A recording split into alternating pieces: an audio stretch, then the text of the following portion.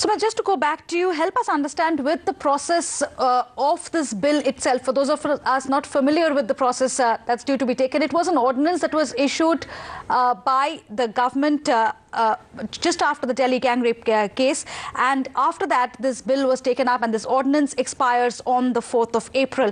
I do believe we have Ranjana Kumari on the phone line now with us. How do you react to this development that this bill is now going to be placed in Lok Sabha so that all political parties can make their say in public? Well, I think government is buckling to the pressure of the same forces which have not allowed anything in favor of women to be passed, whether it is women reservation bill or whether it is the amendment to the sexual assault bill.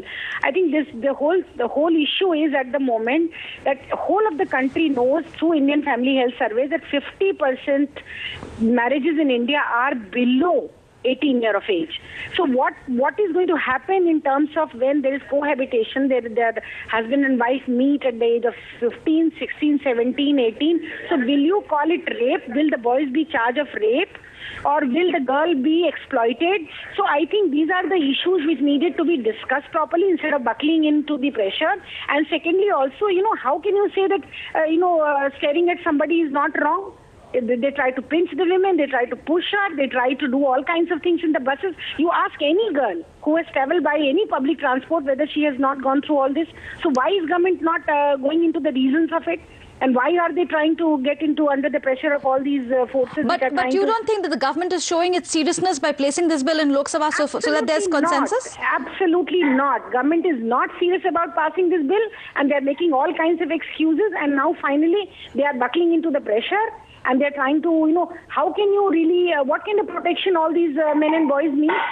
Why are they talking about protection? Don't we have a protection already that if you go and lie before the law, before the court, then the court can punish you for lying? Don't we have a provision in our law already? Do you have provisions in the law, in every other law of the nation, where you are giving protection to the people, to the perpetrators of the crime? So why only when it comes to creating any law for women that you want to do this?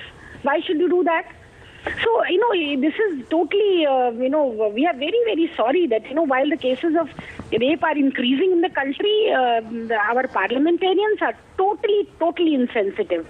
And also the forces which are, backward, the forces who have not seen what it means to be empowering women, who do not believe in empowering women, are the forces which are trying to prevent all this happening. All right. Appreciate you joining us on CNN IBN and sharing your point of view with us. That was activist Ranjana Kumari, who says that the government should not buckle under pressure. The pressure is coming from other political parties to increase the age of sexual consent from 18 that had been proposed by the government, from 16 rather that had been proposed by the government, to 18. The question, therefore, that we are raising this evening on Face the Nation on this new anti-rape law is social conservatism derailing the anti-rape bill. You can join that special debate with Sagarika Ghosh at 5:30 this evening here on CNN IBN.